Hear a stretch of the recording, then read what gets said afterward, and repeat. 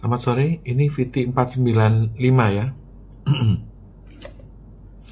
Perkembangan terakhir itu US dollar telah mencapai 17.000, Singapura dollar udah mencapai 13.000. Artinya apa? Artinya para pemangku kepentingan di Republik ini itu ada 10 ya. Di antaranya adalah mengenai tekanan likuiditas. Kita udah 4 tahun tidak mendapat tambahan utang dari World Bank, Bank Dunia. Sehingga kredit likuiditas itu sangat kering. Ya, kemarin dapat gerojokan 200 triliun tapi belum mencair ya, belum menyebar gitu. Ya, tekanan moneter juga pada nilai tukar. Ya, Indonesia sudah 17.000 dolarnya dan Singapura dolar udah 13.000. Tekanan itu sangat negatif ya. Ditinjau dari militer, TNI itu tidak pro kepada pemerintah karena pemerintahnya itu pakai parcok ya. Jadi sehingga terjadi kecemburuan sehingga ya TNI itu ada iri atau ngambek atau dongkol kepada polisi. Itu dari militer. Selain itu juga dari tekanan partai PDIP itu juga merasa dipinggirkan ya kan, sehingga dia juga merasa ini pemerintah tidak pro kepada partai merah.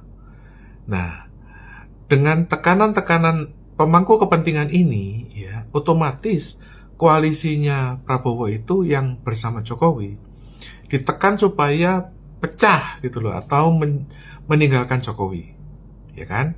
Kenapa? Karena KPK juga sangat anti Jokowi ya. Buktinya beberapa koruptor itu ditangkapin. Dengan demikian apa? Dengan demikian konstelasi dari para pemangku kepentingan ini akan merubah arah Prabowo.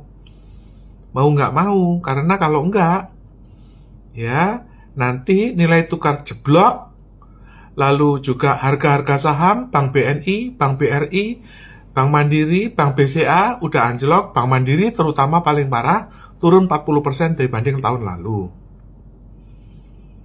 Dengan demikian, tekanan dari para pemangku kepentingan ini memaksa Presiden Prabowo harus mengambil tindakan supaya cepat segera pecah dari Jokowi dan segera meninggalkan koruptor-koruptor itu.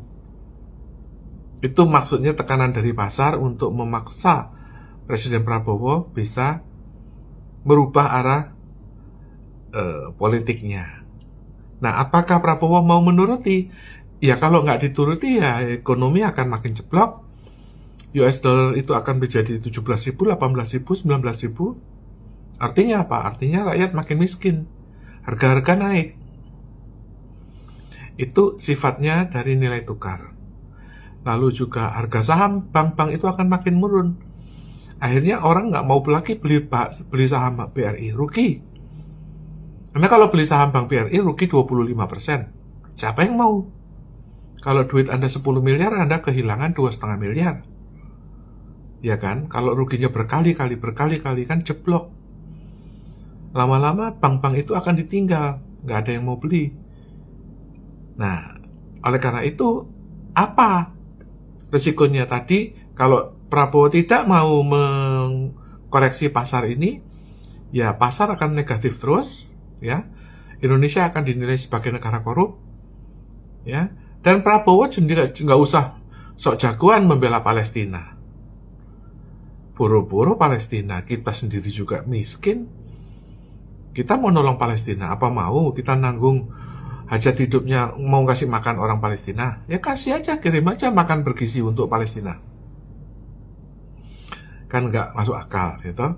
Nah, tetapi sebaliknya, kalau Prabowo itu mau mengikuti pasar, mau mengerti dan mendengarkan kode-kode atau tekanan pasar, ya dia harus memperbaiki, mengkoreksi. Kalau dia mengkoreksi, ya dia akan dapat gerojokan tambahan uang baru, apakah lewat kredit atau lewat hibah, sebesar 2.600 triliun. Bukan 200, bukan, tapi 2.600 triliun per tahun. itu adalah fasilitas yang bisa dinikmati oleh Prabowo.